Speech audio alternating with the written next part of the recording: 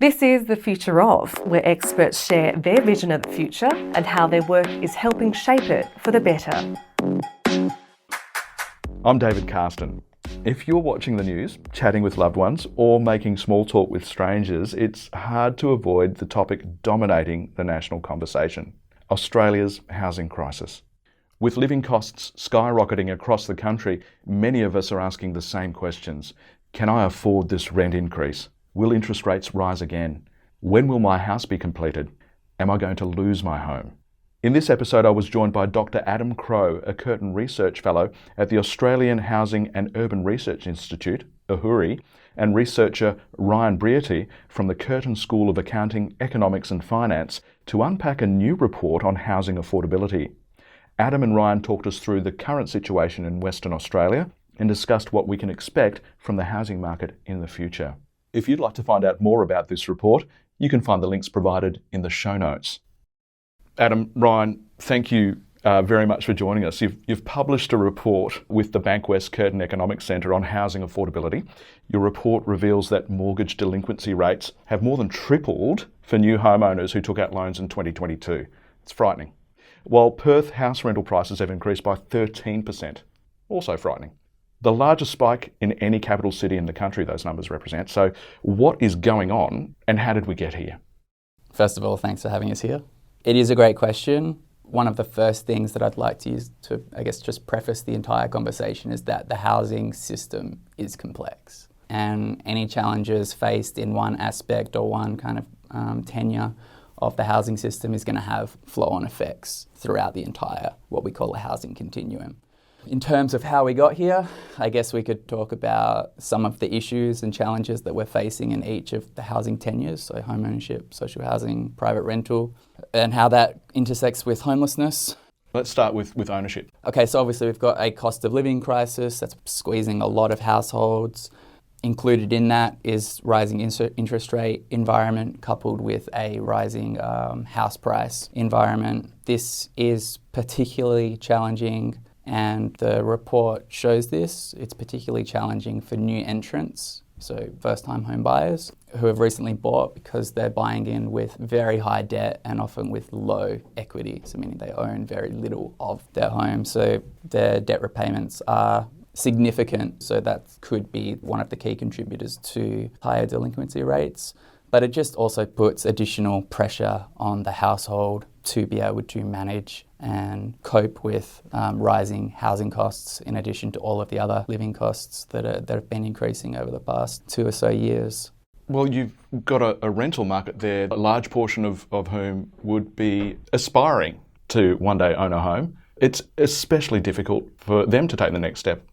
That's right. And one of the most difficult aspects of that is what we call the deposit gap or the deposit hurdle. As the prices of housing has risen so significantly, to be able to save up the required deposit to first become eligible for a mortgage has become so large that it's pricing a lot of people out from even getting into what we call, the housing market in terms of being able to secure a mortgage.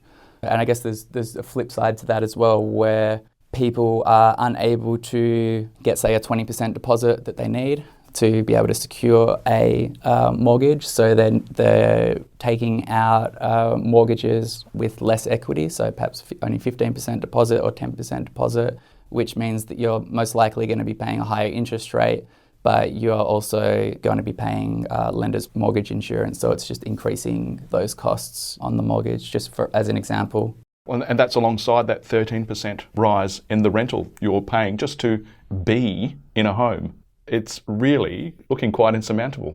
That's right, because not only are you faced with a higher deposit due to the higher dwelling prices, but you're also, if you're renting, you've got to pay more rent, and with the cost of living going up, so it's like a triple whammy for you. Your rent's gone up, your bills have gone up, and the deposit you need to save has gone up. So it makes it extremely difficult.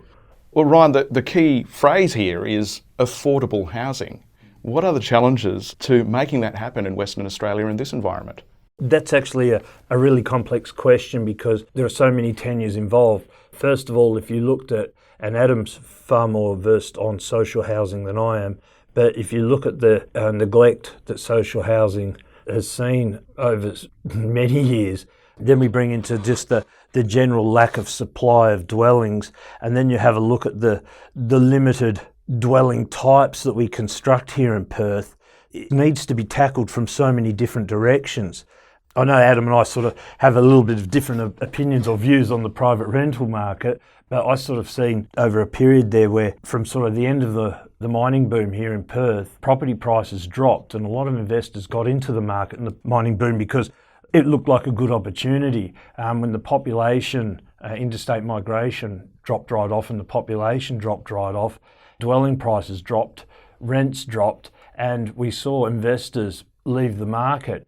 And then when we had the COVID period and we actually had some price increases in dwelling price increases here in Perth, we had a huge number of investors say, this is our moment to exit and get out of this bad investment. So we had 20,000 investors leave over that 2-year COVID period. There's so many factors here for affordable housing and they're all extremely intertwined. I think one of the key aspects that you just highlighted is that new housing development is almost 100% reliant on the private market, so driven by profit and therefore favourable market conditions. So if we turn back to, say, the social housing deficit that we have in this country, more specifically in WA, is we just have a deteriorating social housing stock, yet the need for social housing is massive. We're at 33,000 plus people on the WA social housing wait list. So that includes public housing and community housing. And some people are waiting up to 10 years for a home. I think the average wait time is 2 to 5 years, depending on the size of the household applying for the social housing dwelling. So we've got this massive deficit of social housing stock not being delivered. And that feeds into the broader supply constraints that we're seeing across the housing system. So if there's not enough social housing supply and we've got massive amounts of, we've got large wait lists, people in those income brackets, typically low to lower income brackets, they're going to need to find housing within the private rental market. And then if we just skip back to what we were talking about, the difficulty getting into home ownership, and the length, it's taking a lot longer to get into home ownership because we were talking about the deposit gap. It takes a lot longer to be able to save a deposit. That means the lower income earners who are potentially eligible for social housing but can't access it because there's no supply, they're competing for housing within the private rental market with maybe medium to or moderate to medium income earners who 20 years ago would have already transitioned into home ownership. So we've got a larger cohort of people competing for a limited supply of housing in the private rental market, which we've seen and we demonstrated this in the data presented in the report, that we've just seen the private rental sector expand significantly across Australia in the past 20 years.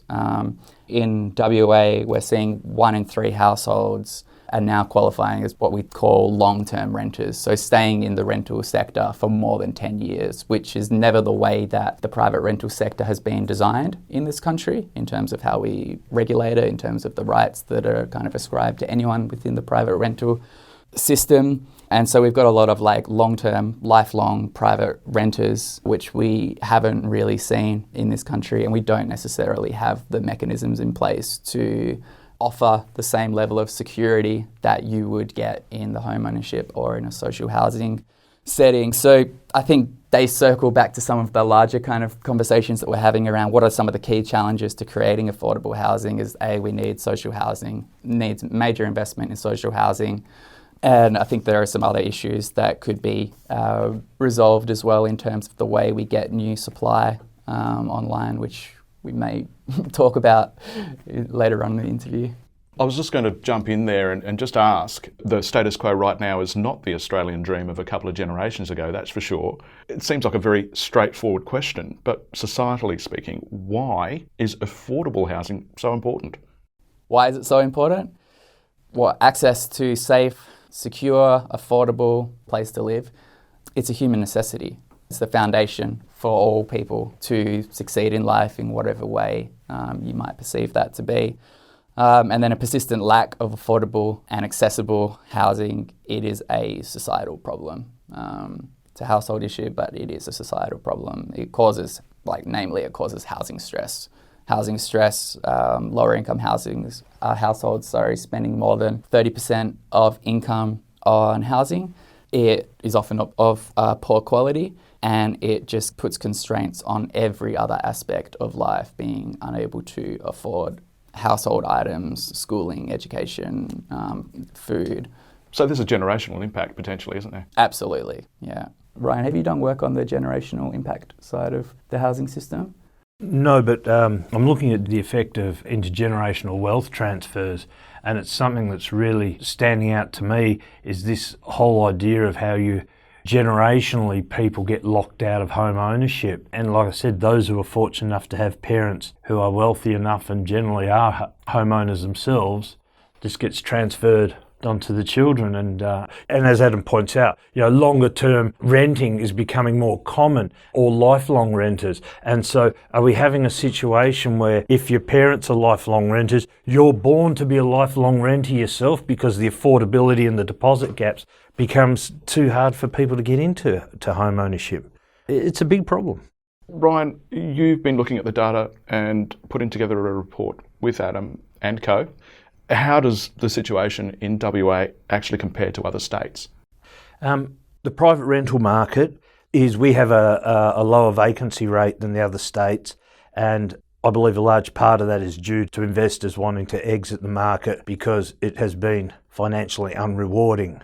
As Adam sort of rightly says, that's one of the problems we have here with having a free market private rental system. And I think his comments are really valid that our private rental market was never really set up to operate the way it's trying to operate now. And particularly for Perth, where we have such highs and lows in population growth, it makes it harder. So yeah, I see a situation where, for Perth to have these inflows and outflows of people, it affects the profitability of investments. And so if you get people exiting the market and it's taken up by first home buyers, well, the first home buyers entering the market's great, but it certainly doesn't help renters. And let's think about the landlords just for a second. They are also dealing with, in some cases, mortgage stress. They have obligations to meet their mortgage. Where are they going to get the extra funding to meet that obligation? Well, there really is only one answer, isn't it? And that's to press downward and put pressure on their tenant. Yeah, look, rents may have increased by 13%, but for landlords who have a mortgage, their mortgage repayments have gone up a lot more than the 13%. Landlords basically don't look at the yield or the rent as the driving factor behind the investment. It's the long-term capital gain, which is what most mum and dad investors are looking for, something that's going to assist for extra funding in retirement and those sort of factors. Just anecdotally, I talked to so many people around 2016, 17, investors. What happened then also was not only did rents drop off and the value of their properties drop off, they wanted to sell and get out of it, but they were going to actually take a loss. And the banks at the time said, well, we're not even prepared to give you a private loan to pay the difference to get out of this. So I had people who were working 2 jobs just to pay the mortgage for the investment property, which is supposed to be this financial windfall or vessel. So it doesn't always pay off or work out. And so I sometimes feel that, and Adam will quickly point out to me that WA has extremely favourable rental laws which favour landlords, but it's not always the gravy train people quite look at it. Well, it seems like it's very difficult for everybody concerned, unless you own a home outright. But let's start talking about some potential solutions. Adam, what are the key priorities for the state government to ensure a greater supply of affordable housing? There are many approaches governments can take. We list some of them in the report, but I just think it's important to note that there are many different approaches that can be taken, and depending on the approaches that are taken, others may be required to kind of take into consideration those flow-on effects. But number one is that needs to be a significant investment to improve both the quantity but also the quality of the social and affordable housing stock. We calculated that there needs to be a minimum of 900 new social homes delivered annually just to maintain the current stock level. So ideally you'd need maybe 1,000 a year, and it can't just be a short-term 3-year injection of 1,000 new homes a year and then that's it, which is what we often see. It needs to be a sustained 50-year plan of 1,000 homes every year. And that is going to have a big impact on the broader supply issues that we've discussed. For example, because it would reduce some of the pressure on the private rental market by enabling those on the wait list to be able to move into a social home as opposed to competing in the private market. Without getting too far into the weeds, Adam, and taking you too far off track, why do we find ourselves in this situation in the first place? Why have successive governments not kept up with the demand that is quite clearly there? It's a brilliant question. And I think we could maybe talk about this for hours, but I think it would have a lot to do with the way that we think about housing in this country, and also the shift that occurred in the 1980s as part of the what we call the neoliberal term, which was a divesting of public funding from the direct supply of housing and more reliance on the private market, thinking privatisation would be the key for solving the inefficiencies of a public-run housing system. There is a statistic, and I don't have it off the top of my head, but I think that we put more money into the housing market today than we did 30, 40 years ago before this neoliberal turn. The only difference is we put the public funding goes into the demand side of the housing market.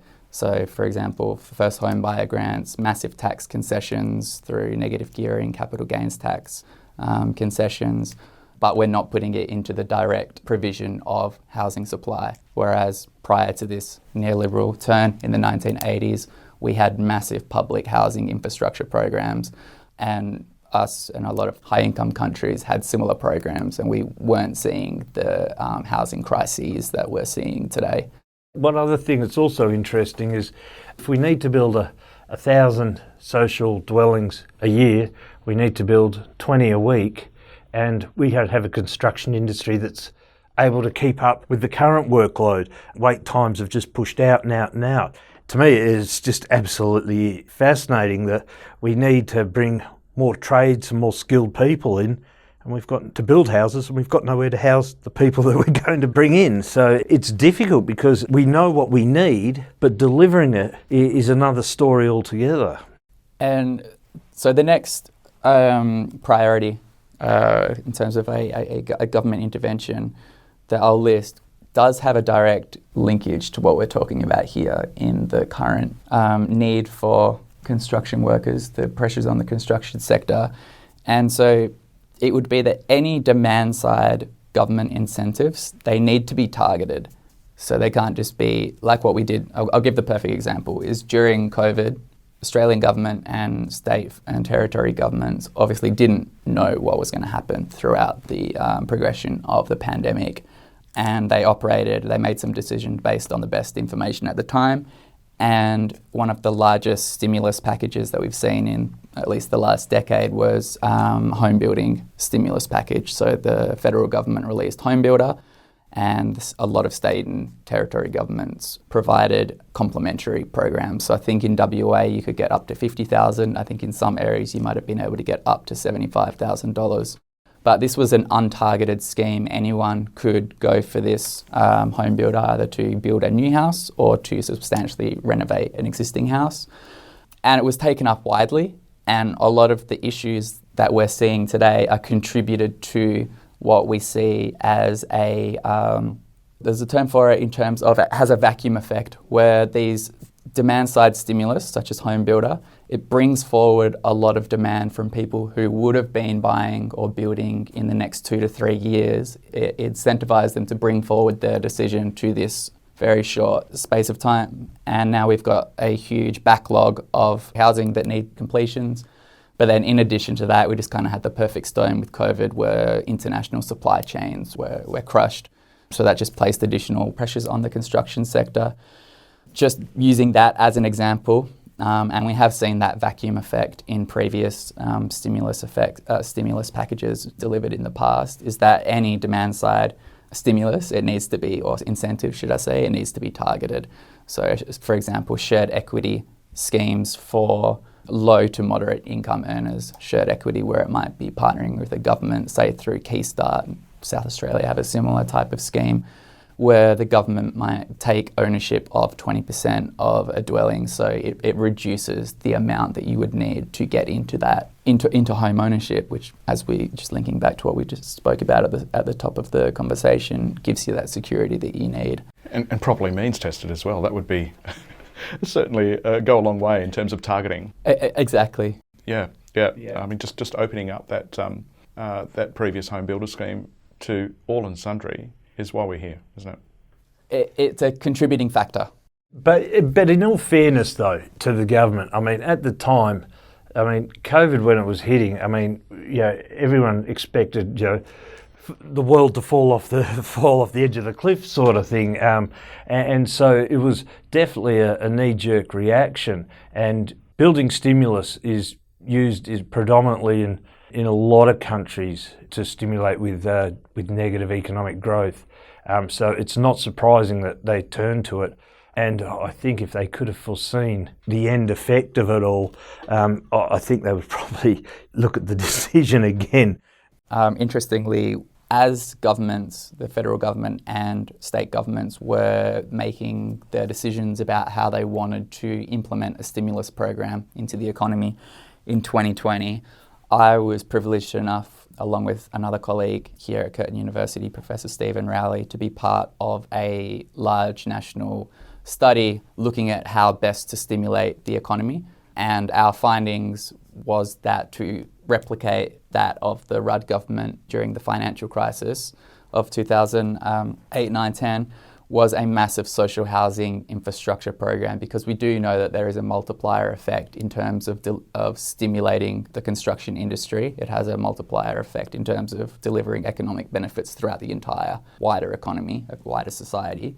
And the mid-2000s social housing stimulus program did just that. It put construction workers to work. It delivered the housing that we needed in a very targeted way, in this case for we had the school building program as well. Yeah, there was numerous kind of programs attached to that. And all based around construction. Yeah, so most critical commentators in 2020 were advocating for a social housing, so a supply side stimulus package, but the federal government and state governments decided to focus on the demand side stimulus program. So we could have dealt with that in different ways, and we wouldn't be experiencing this vacuum effect that we're now experiencing, where we've got like a huge number of homes that need to be completed with a lack of construction workers. But if you look at the pipeline for the future, there's the new commencements have dropped off a cliff because we've pulled everything forward. So Ryan, while we are sitting here with the comfort of 2020 hindsight, Adam, you're saying there was precedent and perhaps the government of the time didn't pull the right levers, and this is where we find ourselves today. I acknowledge it was a very difficult situation, so many unknowns, but there was a lot of evidence that were more favourable of a supply-side stimulus compared to a demand-side stimulus. But it would probably depend on your politics and ideology of the housing system. Did we run through all of your recommendations? A couple of others is that we need to support the provision of new infrastructure and development. So we need a more efficient development approval system to reduce costs and timeframes. And we need to release infill sites at a faster rate. So that has a lot to do with some changes, some regulatory changes that will give developers, home builders, a greater flexibility in being able to bring housing online in different areas, and a diversity of housing is one thing that we need. So not just detached dwellings 60 kilometres from the Perth city, but a diversity of housing stock throughout the entire city with a focus on infill development as opposed to greenfield outer suburb development. And then I would also argue we do need we need balanced residential tenancy reform. We did see some changes a couple of weeks ago to West Australia's Residential Tenancy Act, but I would argue, and a lot of the evidence would suggest, that we do need to go much further. Australian tenants have fewer rights than renters in almost every other OECD country, and WA has some of the worst tenants' rights in Australia. So we have a long way to go in order to improve the experience of being a renter in Western Australia, especially given the fact that options for other forms of tenure are limited, and we know that people are going to be spending time in the rental sector for a lot longer, perhaps their entire life. So they need, number one, more security and more flexibility to be able to make a landlord's property a home. Some compelling recommendations there, but for the moment, we will take a quick break and be right back after this message. While we take a quick break, let's talk about technology. Of course, there are all different types of technology, like the kind used to listen to this podcast. Then there's a kind that can help you predict a disease outbreak before it happens. Technology and big data are changing what it means to be a healthcare professional. With Curtin's unique graduate certificate in big data and digital health, you can learn how to analyse vast data sets, including machine learning techniques, to help drive better decision making. So whether you're a healthcare worker or graduate from a health or non-health background, if you want to enter the field of data analytics, this online course could be exactly what you're looking for. Applications for this and many other postgrad health courses are now open for 2023. Search Curtin Postgrad Health and make tomorrow better. Well, Adam, this is the second report on housing affordability released by the Curtin Bankwest Economics Centre. Can you share more about the role of the centre and your involvement in its work, and how does that work tie in with your research for AHURI? Yeah, absolutely. My contribution to the Housing Affordability Report, it's really quite an extension of the type of work I do for AHURI, but just with a WA focus. As a housing researcher, my work is centred around creating a more fair and equitable housing system. The research that I do for AHURI, it's very policy facing, focuses on various aspects of the housing system, where challenges have been recognised by policymakers and the wider community. I've had the privilege to be involved in a lot of projects looking at alternative housing experiences, options for older, lower income Australians, housing for people with a disability, among quite a few other projects centred around housing affordability, particularly within the private rental sector. So yeah, just getting back to the question of how that ties in with the centre, with BCEC, just that experience that I've gained through doing that housing research with AHURI, it just tied in nicely to the nature of this housing affordability report on Western Australia. It remains to be seen whether or not the recommendations in the report will be taken up. But as it stands now, with this snapshot that you've been examining, what can we expect the future of housing in Australia to actually look like? Well, just looking at Perth, we've sort of touched on this before, this idea of we keep building detached houses and we keep now making the blocks smaller and smaller. Perth now has the smallest average greenfield block size of any capital city, which sounds almost, it doesn't make sense because you think we're so spread out, you'd think they'd be bigger, but we seem to want to spread out further and not build. And I think the infill is just a great example. And getting back to it, I think there needs to be a big rethink, especially on the part of certain councils.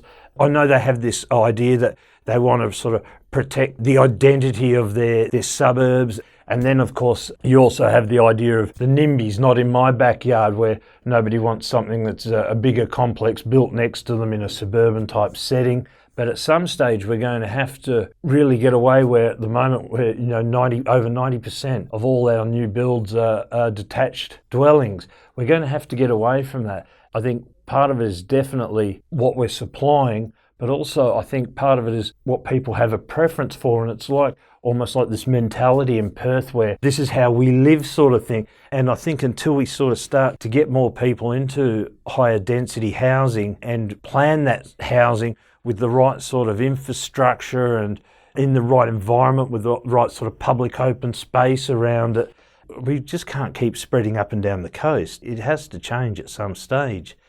and there has to be an appetite for it from council, for new home buyers. I mean, Sorry, I was just going to jump in there, Brian. Is that a potential target for incentivisation that maybe Adam was pointing towards before?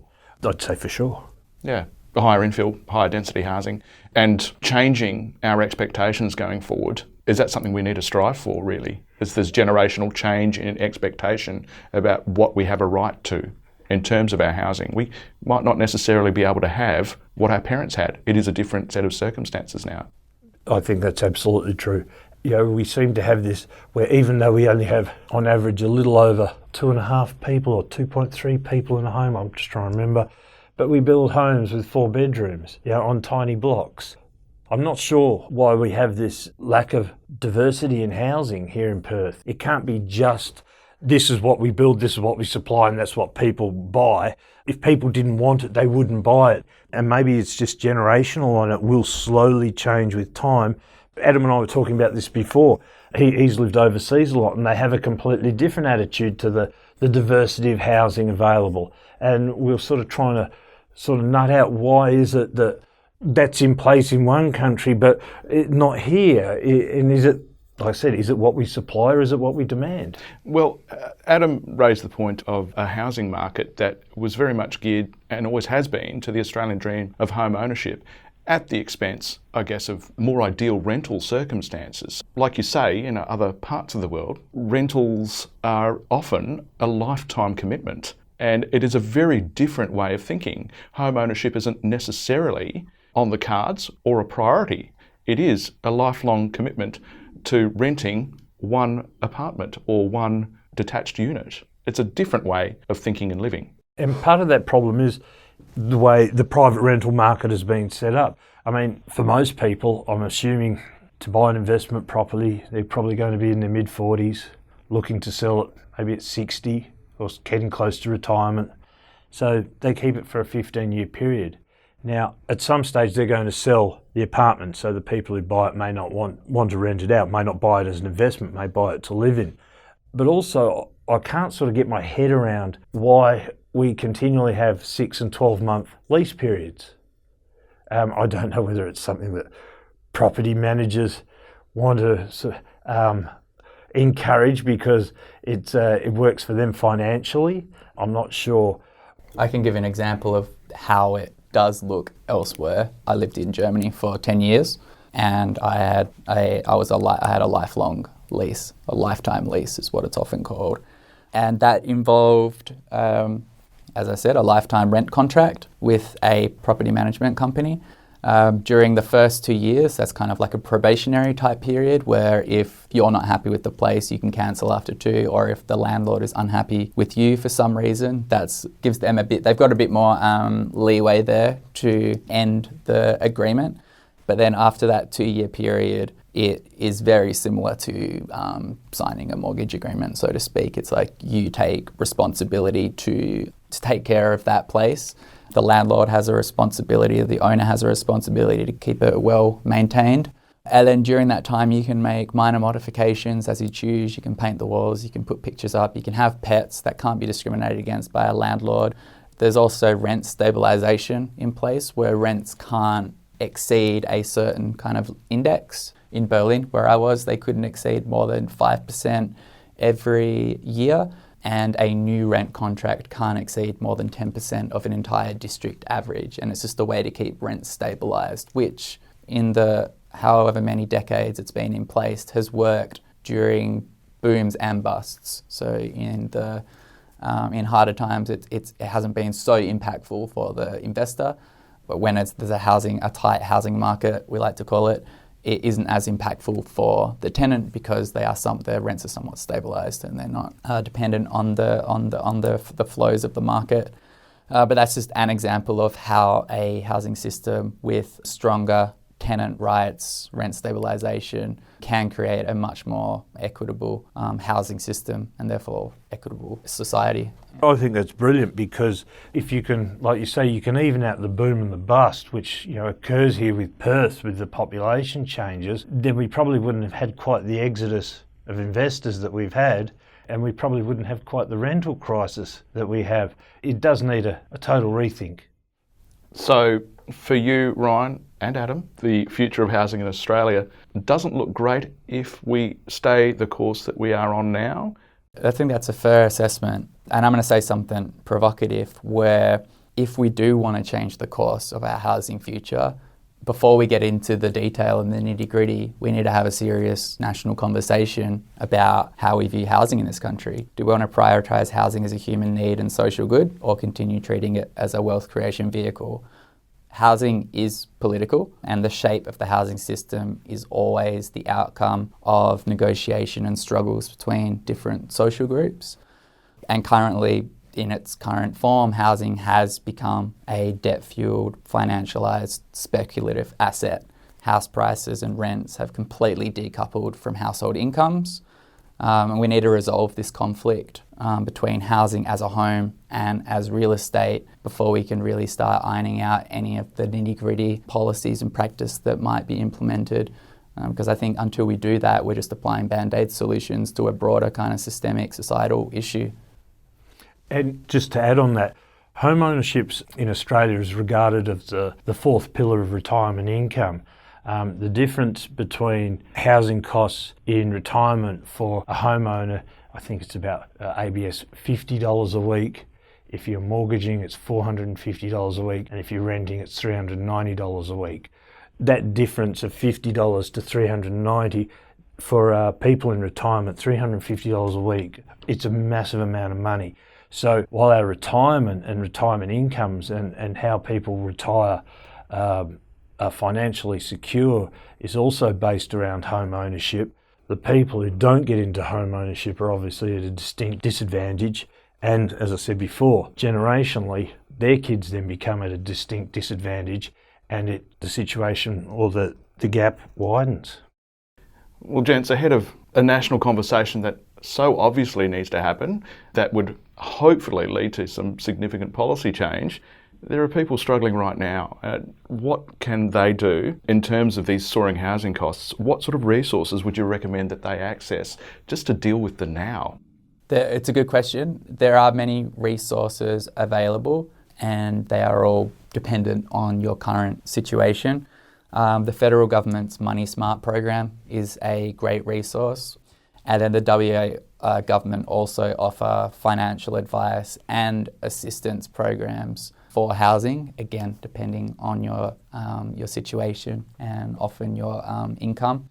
For tenants, anyone struggling with issues, they might be with your landlord, property manager, or you just might be seeking advice and want to know your rights. Circle Green Legal is a great community-led non-profit tenancy advice agency here in Western Australia. For anyone at risk of or experiencing homelessness, contact Entry Point or any homelessness support services such as St Bart's, St Pat's, Rua, Uniting. There are programs and opportunities available to you. The WA government also has a range of different helplines depending on your experience. These 24-hour helplines are a lot more kind of crisis-oriented. So anyone perhaps experiencing family or domestic violence can call any of the 24-hour helplines that the WA government offer on their website. We'll certainly provide links to all of those services and resources in our show notes. But gentlemen, for now, a very insightful chat today on the state of affairs in terms of Australia and Western Australia's housing in particular. It will be interesting to see what happens over the next 12 to 18 months, and hopefully we do see some change, some positive change. Thank you so much to both of you, Adam and Ryan, for coming in today. Thanks you so much for having us. We really appreciated the conversation. Cheers. You've been listening to The Future Of, a podcast powered by Curtin University. If you've enjoyed this episode, please share it. And if you want to hear more from experts, stay up to date by subscribing to us on your favourite podcast app. Bye for now.